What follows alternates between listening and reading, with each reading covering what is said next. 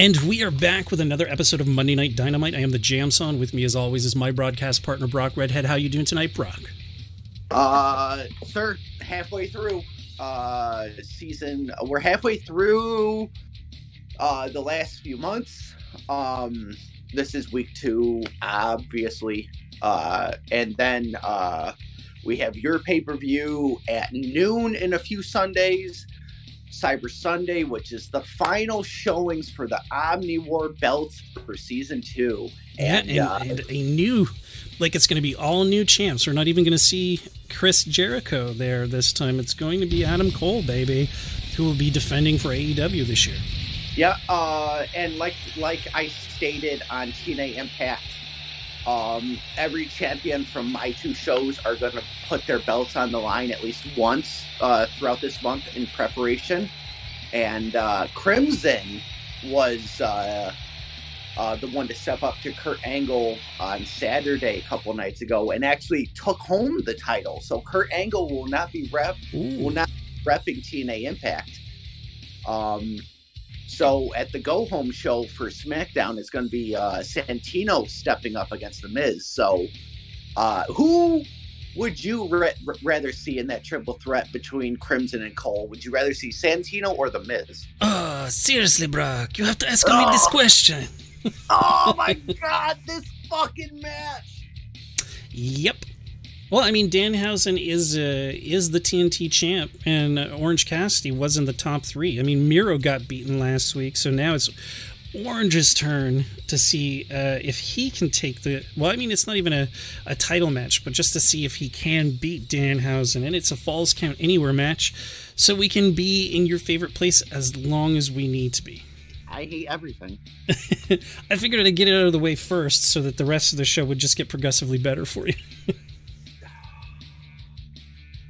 You're welcome. I could have done it a different way, but I didn't. This is for you, Brock. Oh shit! But yeah. So the Omni War is going to be different this season. So I'm pretty pumped to see that triple threat. 100% agree with you, man. It'll be a whole brand new thing this year because they're all different superstars, and we're still going to be going with that stipulation that we discussed. I imagine, unless. For some reason, I have a feeling that the same thing happened last year because Chris Jericho had won. You said, give the stipulation. I think I might have given the same stipulation. You said it wouldn't work in a 2 out of 3 falls. And that's why we didn't end up doing it. So we might be fucking stuck again not doing what I want to do. Right. Either that or we just do 3 matches in a row. Yeah, so... Yeah, so I'll get it figured out. If it doesn't work, I'll get it figured out. But it will happen the way you want it to. It will happen. Because you are the current champion. Your brand is the champion as of right now. Yep. As it was, as it shall always be. You are, if I remember correctly, you are the world champion, the women's mid-card champion. No, you're both women's. Yeah, so you're the men's main card, the women's main card, and the women's mid card. I am the men's mid card, and the tag team. And nope, tag team is Josh. It's Bierman. Oh yes. You're the women's tag team with RNA. Yes. So currently, right now, as of the end of season, as of the ending of season 2. You are in the lead in rankings, titles, and the A show. Life. Yep, I got it. You son of a bitch. I knew this already, Brock. You don't gotta remind me. I already knew this. Yeah. Man, a nice lazy head drop. Ooh, a stunner on down. Whoa! Kicked right back up. Selling like a motherfucker. Well, he's been cast. Oh, you been getting it. You've been cast by the Danhausen. God. Pick him up. Believe me, I don't really care about rankings this month. What's happening is Danhausen versus Hook at the pay-per-view for the TNT Championship. Ooh, Hook, if you do not demolish Danhausen, I swear to God. You damn well better. And we're going to see Hook in the next couple of weeks, too, in just, like, warm-up matches to get him ready. Mm-hmm. Ooh! So if you're a fan of Hook, you're going to love it. If you're a fan of Danhausen, you're also going to love it. It's going to be fun. I'm going to go out on a high note so that when we start with the new one, you're going to see a difference in quality, too. The quality level is going to go way up because... on PC, the graphics are a lot better than PS4, so... Yeah. All right, let me see. I still got to get preparations for tomorrow night, but let me see if... No, I do not have The Miz in a match, but I will say, so what I'm doing this month is one match every week is going to be a number one contenders match. So last week... the number one contenders match was Titus Worldwide against Dead Poets Society Rock, and the Titus Worldwide won, so they will be facing the Edgeheads for the titles. And do you remember Pewter and Kennedy having that promo? Yes. So what I'm going to do is, with them, what I'm going to do is, there's a special match that's going to go on tomorrow, and I'm sprinkling a surprise superstar. So it's going to be a triple threat match, and the winner of that match gets a shot at the Intercontinental title at our WrestleMania. Nice. Looking forward to it. Yeah, WrestleMania is going to be... probably longer than the last pay-per-view and the one that's coming up too. Yeah. Just because it's a full double. Like, I think all the big fours are probably always going to be 10 matches. Okay. And everything else is going to be 6 or 7, depending. Yeah, that's fine, because I am a sixer as well. Yeah. Because I don't do it live, so, because, my... Oh, yeah. Every time I try to stream shit, it streams for like a minute, and then it cuts out. So I'm not gonna. No, not everybody has the awesome back cave that I have. So. Yeah, exactly. But Danhausen did a great comeback. Yep. Showing why he is a little bit phenomenal. As always. So, in my opinion, Mike Kazarni is your Danhausen. So, what brought you onto Danhausen? I just liked the character, that quirkiness of him. He made me think a little bit of a mixture of Santino Marella, what's his name, Damien Sandow. That comic relief character, but also that's really skilled. It's the same thing that I think about Orange Cassidy. He plays off this like really lazy bullshit character, and I understand why that can piss some people off. But the fact that it pisses people off, and he knows it, and he keeps doing it anyway, is part of that charm for me. Right. I'm just like, he gives zero shits. He's like, meh. And if you've ever watched like one of his real matches, he does some really great spots too. Like doing a fucking tope suicida with your hands in your pockets. You could break your arms, man. That takes skill and guts, to be honest with you. Exactly, and trust in your fellow wrestlers too. Yeah. Plus, I'm a big fan of the Pixies, and his theme song is "Where Is My Mind" by the Pixies. Did you hear Cody Rhodes was on the Broken Skull podcast, and he asked Cody what his favorite band was, and he said Our Lady Peace. Really? That's a Canadian band. Yeah, so Stone Cold was like, who? And so Cody was like, yeah, it's Our Lady Peace. And I'm like, oh, I saw what you did there.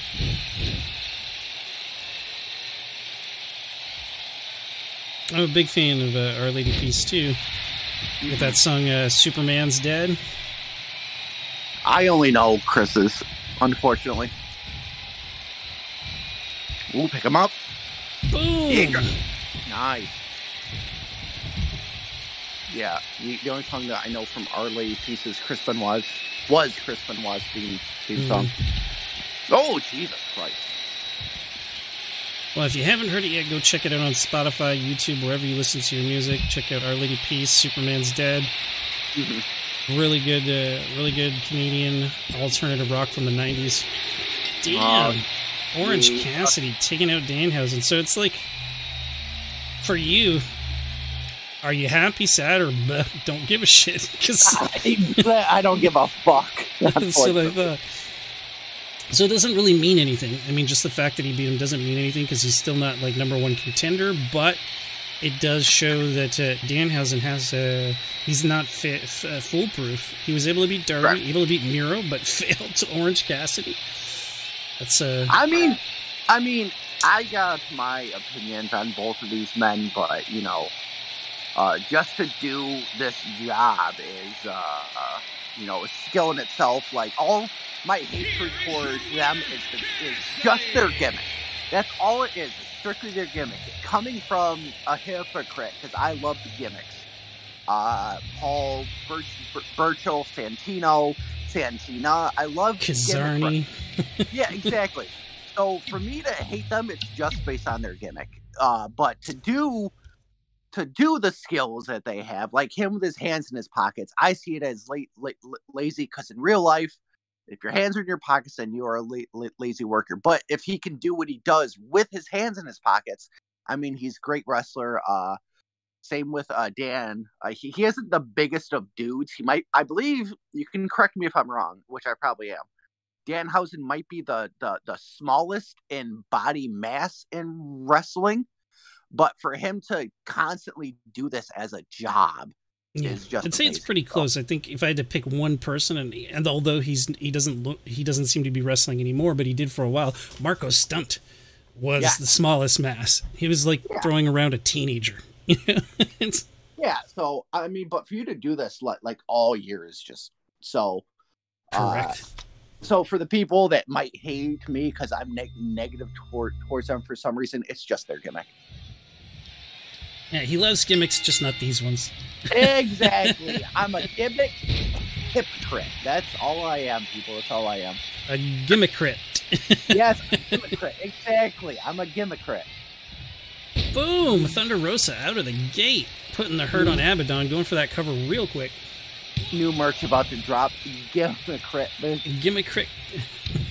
The gimmickrit line. Yeah. Whoop. I think with something like that, it would have to be like a pocket that says the gimmickrit, but on the back of the t-shirt it says Flaming Hot JamSaw. Sponsored by the Flaming Hot JamSaw. But on the back is the faces of all the gimmicks that I either love or hate. Oh yeah, just like the faces of each wrestler, and then there's like a checkbox or an X next to them. Yes. See, why are we need to be sponsored? Yep, we need a merch store. We need someone that can. Then build this stuff for us and protect us from lawsuit. Exactly. Because I'm not paying for it. We need an intern. Yes, blame Jeremy. Jeremy the intern. It's his fault. Sue him. Exactly. Whoop. Took her down, and boom, drops that freaking knee right to the head. So Abadon was in the tag match with who against Rear Naked Armbar and Chris Statlander. Chris Statlander, yeah. Ooh, another one. Yep, really trying to pile on the hurt. Seriously. Ooh, and a headbutt. She pushed her back. Well, I mean, you get a headbutt from that monster, for sure you'd be knocked back up a few steps. Oh, Jesus Christ. Thunder Rosa doesn't know what area code she's in anymore. No. Snapmare. You know what I just realized? What's that? Josh has Danhausen on the Ring of Honor list. Does he? Well, that's fine. I don't mind sharing him. No, but that's not the point. The point is that he's on my PS5. That's Jesus.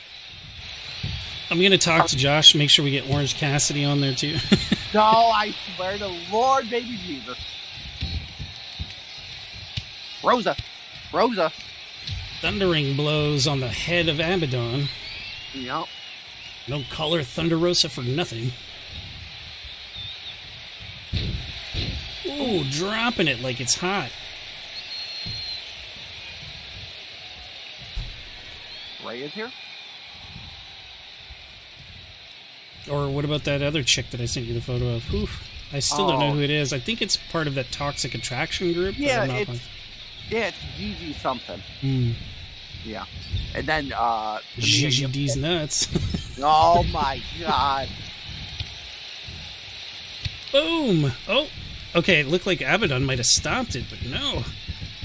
Jeez. You know why that they call her Thunder Rosa? Because she'll thunder your Rosa. No, because when her cheeks be clapping, sir, it's thunder. I know, she's not the biggest booty lady in the batch. I mean, look at that one.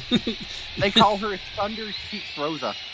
Thunder Cheeks. Thunder Rosa. Cover. 1, 2, 3, and Thunder Rosa takes the victory. Rosa. Getting her one step closer to that potential match against our current women's champion.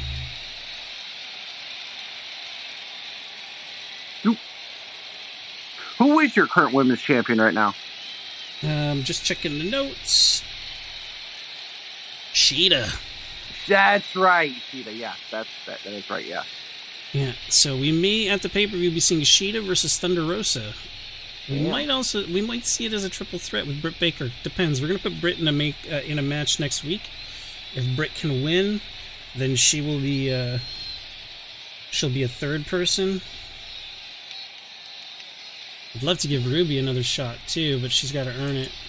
Yeah, and season 3 is right around the corner. So, do we give her a shot now or wait till season 3? Is the question. That is a big question. Actually, what we might do, Deeb won a triple threat last week. Thunder won today. Yep. So we might have another match to see if we can have a third person and make it a match against. I don't know. I'll figure it out. Yeah. I'm not in creative mode right now. I'm more in reporting mode at this moment. Oh, yeah. Oh, shit. Yes, sir, man. Jon Moxley making a comeback to the television screens tonight, going up against Eddie Kingston and Pac. That bastard. That bastard Pac. We haven't seen Pac in a little bit. It's true. It's been, I think, a couple months, or he might have been part. No, he was part of the Death Triangle match last month, but I think this is the first singles competitiveness that we've seen from him in a couple months at least. Yeah. Damn. I mean, inching ever closer. Who's the underdog in this match? Probably Eddie Kingston, I think. Because Pac hugely established across the world, and Moxley as well. Kingston's been doing a hell of a great job, but out of the three, I think he's the most up and comer and the least appreciated. Yeah. Pac outside the gate trying to take Mox out of the equation so he can focus on Kingston, because I think he realizes too Kingston's the weakest link. Yeah.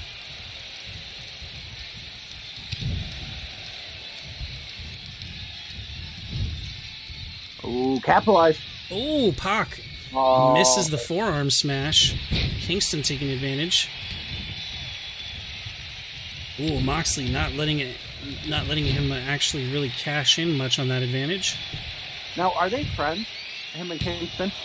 In real life or gimmicky? Yeah. In real life, I'm pretty sure they are buddies, but gimmicky, they've had some fights, I think. Yeah, didn't he have that exploding match with Moxley, right? The exploding match that went to shit? Yeah, Kenny did, and Eddie ran. Oh, it was Kenny and Eddie, right? Not Moxley. Okay. No. Kenny and Moxley. But then Eddie ran in. Oh, and saved him. That's right. He jumped on Moxley to save him. Yes. See, two brains are better than one, sir. That's true. It is true. Birthday brother brains, buddy. Exactly. But you know what? You know what is good for the brain and good for the soul, but not good for the booty? That flaming hot jam sauce. I can attest to the veracity of that statement. Pick him up. Eddie. Shit. Eddie eating some fists, but dodges that. Quick mule kick to the guts. Nice. Oh, but Moxley rebounds. Snake eyes. Boom. Nice. Turnbuckle sandwich, bitch. Yep. There you go. There it is. Pac. Standing moonsault. Jesus. Uh-oh. Gonna try to plant him in the corner? Nope. Okay, I thought maybe he was going for a tree of woe, but... Bam! Nice. Getting Kingston out of the way so you can focus on Pac. Pac taking him down with a kick to the shins.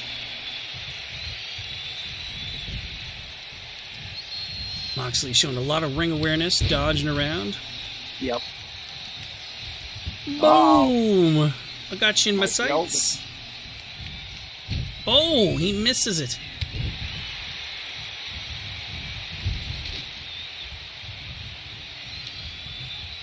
Yeah, he's pissed. Whoop, boom! Oh, come on, Eddie. Why would you even bring it in if you're not going to hit somebody with it? I mean, I guess he kind of clipped Pac's head when he dropped it. That's what they fixed in 2022 is when they grab weapon, they always use it. Good. I wish they'd fix the fucking cage thing. Yep. Oh! It's better, believe me. I played a cage match and I actually recorded it so I could see how it went. And sometimes they're smart about it, but not enough. I haven't played with different AI intelligence levels, though, to see if going legendary makes it better. Are they smarter than 2K20? So far, yes, but it still can get a little repetitive where they'll keep climbing and knocking each other off, and then climbing and knocking each other off, and, or both climbing at the same time to get to the top of the ring. Yeah. You know, it just makes for... like a long match of the same shit over and over again, and it becomes boring. Yeah.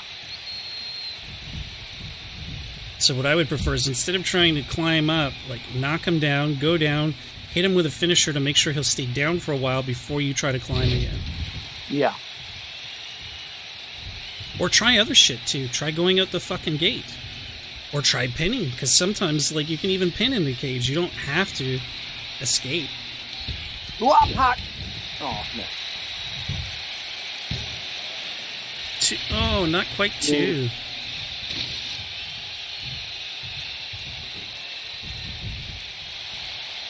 No, Teddy. Eddie's got a chair. Profit. Eddie. Oh, biffs it.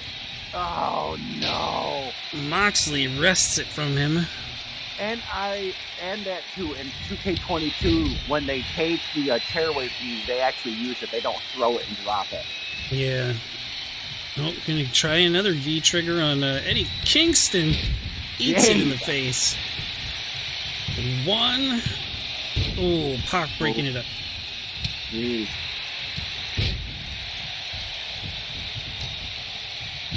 Oh, Eddie eating that sledgehammer that he brought in.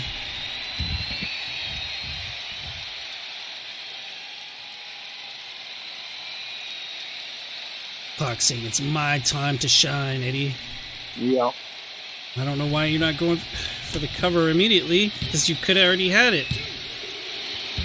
Ooh. I think that would have been 3. I think... It could have been. It could have been 3. Oh my god, no. Oh shit. That would have been 3 as well. Indeed. Moxley. Ooh. Oh. Eating that spinning back fist from Eddie Kingston, but Pac's in the way. Oh. Ref. Okay, I thought the ref was going to get in the way and get biffed. Ooh. Ooh. Ooh. Ooh, Chavo.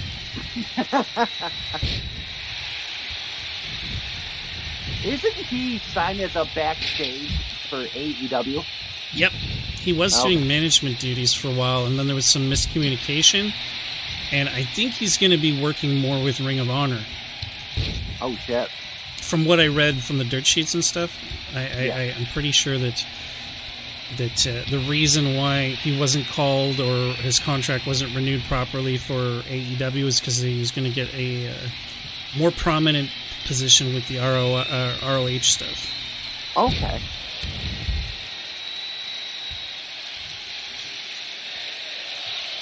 Ooh, DDT on. This is SmackDown indeed. Jesus Christ, Brock. Seriously, I don't know what ear doctors are called by the scientific name, but you definitely got to go see one. Listen, I'm just saying what they're saying. You need to go see a proctologist and tell them you need your head removed from your ass.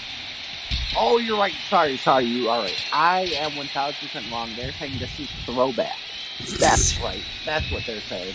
No, they're saying SmackDown, throw up, AEW show. No.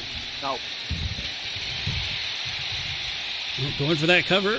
1, a 2, does not get to the center of the Tootsie Roll Pop.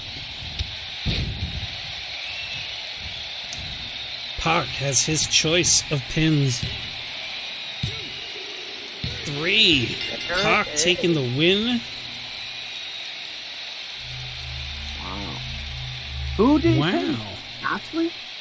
No, he pinned Kingston. Oh, okay. Damn. Yeah, so as we called, Kingston was, in fact, the weakest link. Yep. Diddle-doo-doo.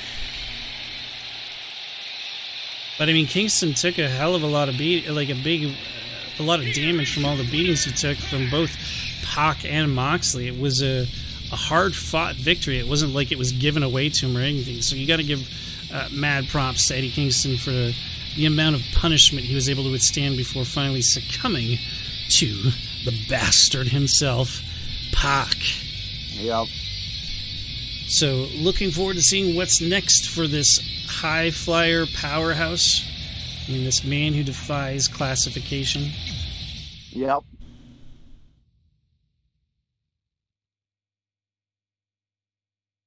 So up next, we have ourselves a fatal 4-way Extreme Rules with Brody King going up against Bryan Danielson versus Wardlow versus Lance Archer.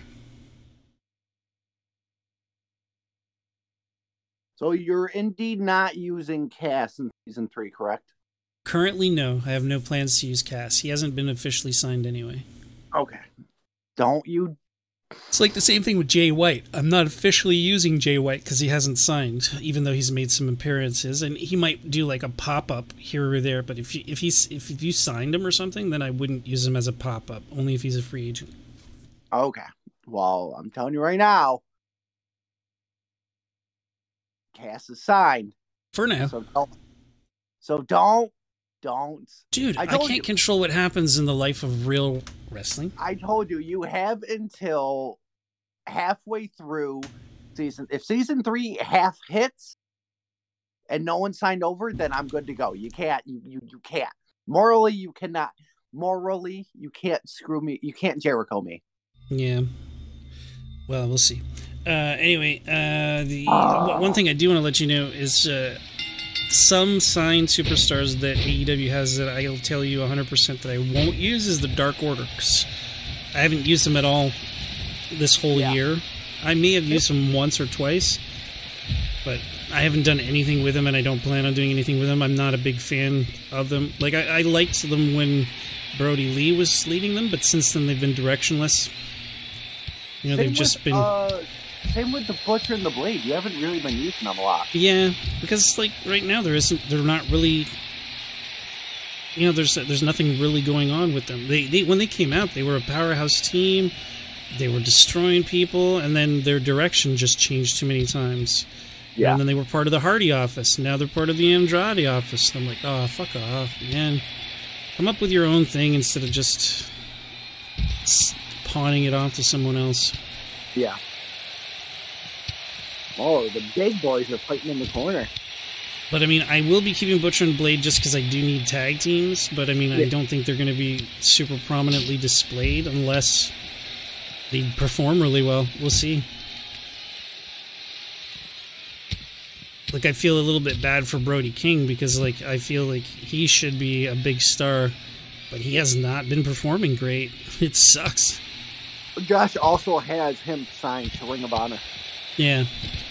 Well, So like I said, I don't mind any crossover stuff because technically, like I said, Ring of Honor was bought by AEW. So, well, if you want him used a lot, then like I said, Josh said he's running all of season 3, so he's putting the matches together, champions, and I'm just recording it.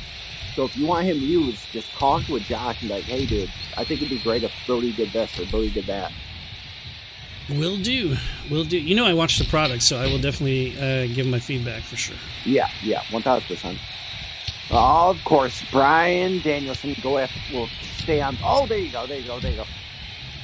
Bryan will just take everybody out. I think Bryan is the closest thing to a modern day Chris Benoit right now. Yeah. He's not all that tall, but he's like very technical, and he'll just tear you down. Chris was fucking jacked, though. Yeah. Well, I think Daniel Bryan's not like a slender guy either. He's no, but Chris was more cut than Bryan. Well, steroids and rage, right? So it's a trade-off. If Chris had been more like Daniel, then maybe or Bryan. Would he still be in here though? If what had happened didn't happen, then I think he would still be doing professional wrestling. Would he? So he was signed with ECW, and he was supposed to take the world title. Do you think he would have eventually signed over to AEW? Do you think? I think it's possible because one of his best friends, Chris Jericho, did. Oh yeah. And so it would really depend on how he's being used. I mean, the main reason why Chris Jericho signed with AEW is because the last time that he went to help out AEW, he didn't feel he was getting treated to his caliber. I mean, even if you're just a part-timer, someone like John Cena that was doing part-time was getting better billing than Chris. Yeah. Chris was doing it for a lot longer. It's kind of shitty, you know? And that's the one thing that I do have to say about Vince, at least. Like, he doesn't take things personally, knows business is business. And Chris Jericho even asked him, he goes, look, I got this deal from them. And Vince said, take it. And he was like, all right. Yeah. He also called Vince when he was invited to go to Stone Cold's podcast. True. Yeah, and that's one thing that I do appreciate from Vince as well, that although there is that rivalry, and I'm sure that he would never have, say, Tony Khan go on it, that he still has that relationship with previous wrestlers and would allow... Ooh, Wardlow! He pinned Daniel Bryan? Yes, I believe so. Wow. But yeah, go on. So yeah, he has that kind of relationship. It's the same thing with like Bryan Danielson. I'm sure at some point, if Vince wanted him back and his contract was up with AEW, he would go back. And maybe he would get a little bit more pull because he's built more respect for Vince for doing that. You know, like, and the way they left too, they didn't leave on bad terms. You know, and even some people that do leave on bad terms, like Goldberg initially, or Cody Rhodes, can still come back. So I wouldn't put it past anybody. But I do got to say that even in real life, Wardlow's booking has been pretty good. He's being booked as a Goldberg type of undefeatable monster. Yeah. And I look forward to seeing in real life him against MJF, which should probably happen in the next month or two. I will say, though, I did have a glitch with 2K22 that I brought up to you about the John Cena thing. Oh, yeah, the hat? Yeah. Yeah, that's... Oh. But, I mean, that's something that happened even in 2K20. I saw people doing stuff like that, saying they tried to change his hat, and he ended up having two hats. And I saw the ones where he was bald because he didn't come up with his hat. Like, shit like that, man. Yeah. Well, I mean, computers are complicated, right? So this is our main event. So like last week, a tag team main event. Last week, LAX beat Top Flight. And this week, they're going to be going up against best friends Trent Beretta and Chuck... what is his last name? I can't remember for some reason. All of a sudden... Chuck Taylor. Thank you, Josh. No, wait. That was Griff Garrison. Thank you, Josh. Oh shit. Damn. Dude, this, like I said, man, this season will go fast. But then, like when it's the last lap, it's gonna go so slow. Indeed, and we see them coming. Oh, LAX taking him out on the outside before the bell even rings, and in celebration of Chuck Taylor, also known as the Kentucky Gentleman, I will be doing a shot of Buffalo Trace Kentucky Bourbon. Ooh, beautiful. Oh, so good.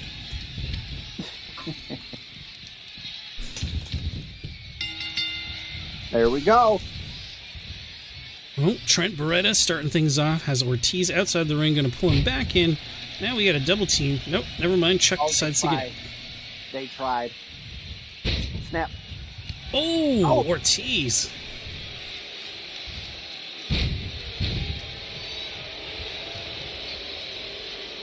The neck. Wrenching it. Cranking it. Gotta crank that shit up. Are you going to use, so I don't plan to use them, and I know Josh doesn't, but are you going to use Mark Henry or Paul White at all, or are they just strictly like backstage announcer type things? Well, I don't think I'm going to use them because that's pretty much what they're doing now.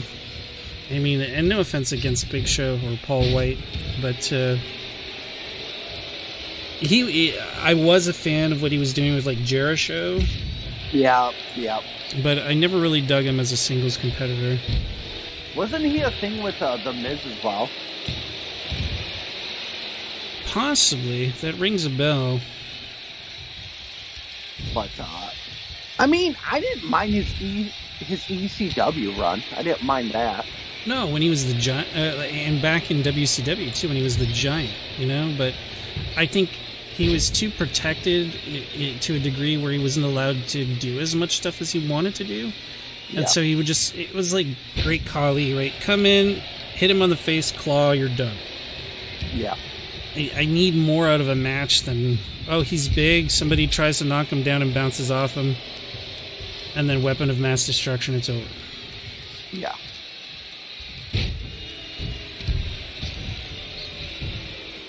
I mean, at least it's more interesting if you have him against someone like a Rey Mysterio, but I don't really have a lot of small, high-flyer dudes. Right. And I know my absolute favorite Rey match was that triple threat with Kurt and Randy Orton at WrestleMania. Yeah. Mine will always be with Eddie Guerrero. Oh, yeah. That's... Who's your daddy match? Oh, yeah, that ladder match that Vicky almost fucked up. Yep. Oh, my God. For Eddie to scream where you are, like, you fucked up. Yep. Where was she? No idea, man. I know the one where it was like a long time ago. But I think it was the Big Boss Man or something like that was supposed to come in the ring and stop it or something, and they didn't come out. They were just backstage. Yeah, it was one of those matches where they just completely forgot to come out. I mean, it's kind of unfortunate because, I mean, it's like, it's your one job tonight is to make sure that you do this on this schedule. And that makes a giant mark on your career, too. Yeah. I got to bring something up, though. Like, while we're watching this match, I know it's not about this match, but did you watch last week's episode of Young Rock? No. Oh, my God. It's fucking brilliant. It shows when he first started wrestling, where he met Stone Cold, where he met Mankind, Undertaker. I saw a clip of it on Facebook. Where so he said the only thing that he knew the Undertaker said was rest in peace or something like that, and then it cut it. But it's nice because you get to see some of that like backstage mystique and the respect and stuff that gets shown between wrestlers, and or maybe not everybody's that way, but there was some really funny stuff. Like there was some laugh out loud moments, and like I felt like I was a kid watching him backstage, and they would pop up. This is Stone Cold, currently known as the Ringmaster, but would go on to be one of the GOATs. And then there was like a goat meter where it was like 1 goat, 2 goats, 3 goats. And they did that for each person that they got to. And when it got to like Undertaker, it was like 12 goats. Jesus. Well, I don't think it was 12. I'm exaggerating. But there were several. No, but still, yeah. That's crazy. That's crazy that an entire roster of dudes can all agree that you are like the guy backstage. Yeah. But it was neat. We got to see young Triple H, too, in his Hunter Hearst Hemsley little suit and tie gimmick. And shit? Yeah. Yeah. That's funny. Pick him up. Oh, nice. Oh, kick to the pills. Oh, nice move by Ortiz. Ducks under it, tosses the Kentucky Gentleman outside the ring.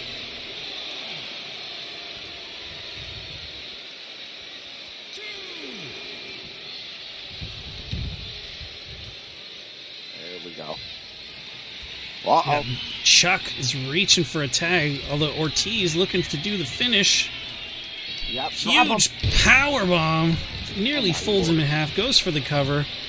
1, 2. Oh, he kicks out. That would have been a perfect ending. It would have been because friggin' Santana blocked Beretta.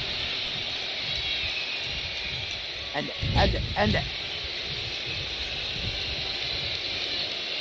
Gonna go for another cover, but Trent's too close. No. Oh. Count him out, ref. Oh yeah. Calling for it. Boom! Nice Cutter busting him open, going for that cover again. Will Trent get there in time though? 1, 2. Oh, Trent makes it just in time. Cover him again, Ortiz. Oh no. Oh, huge DDT.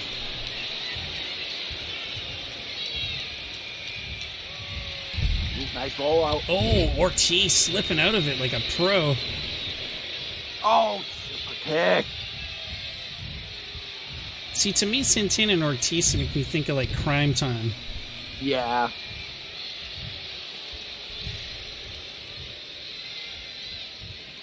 Oh, nice. Ortiz got to get a little stamina back. I would have gone for the cover, but that's just me. Yeah. There you go. Jeez. The intestinal fortitude of Chuck Taylor is incredible.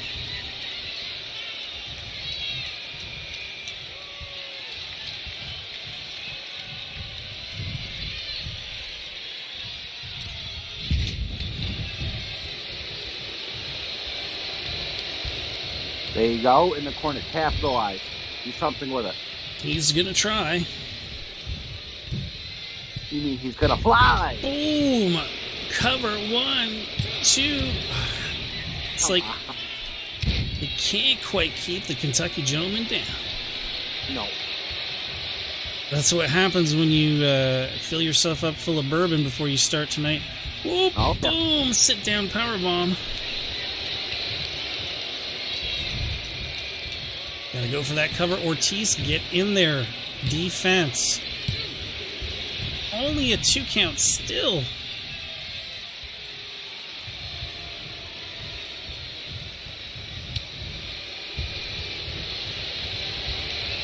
Oh, he's gonna fly again. Gonna go for a tope suicida. Fly. Fly! Whoop! Boom! Nice. Oh! Fucking no selling like crazy.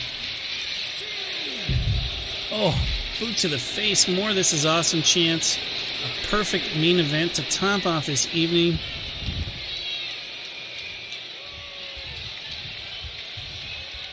Chuck. Oh, Trent not letting him get the tag.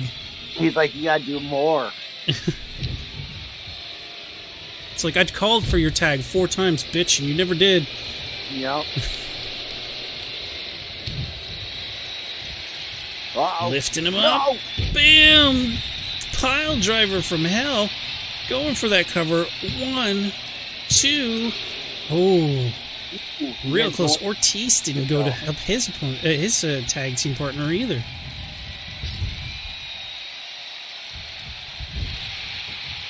Oh! Oh, no. Trent blind tags in.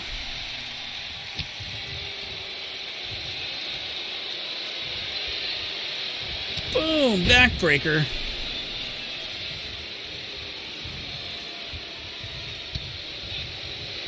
European uppercut. Oh, Jesus. And an insane twisted suplex of a sort, followed by some blows to the back. Will that be enough to keep Santana down? Ooh. Oh, nasty. Jesus, that's a concussion waiting to happen there, folks. Oh.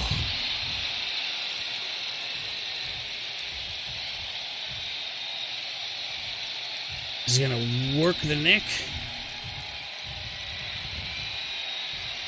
Oh. Wow. Boom!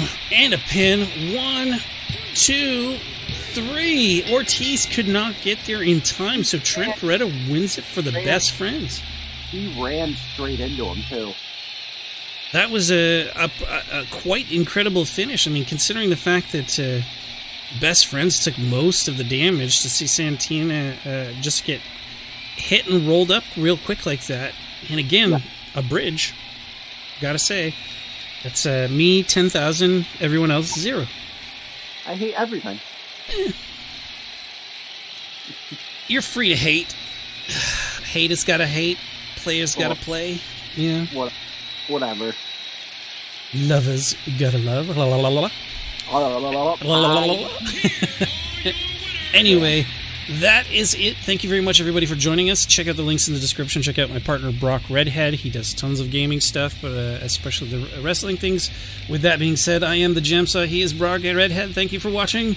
Peace. Peace.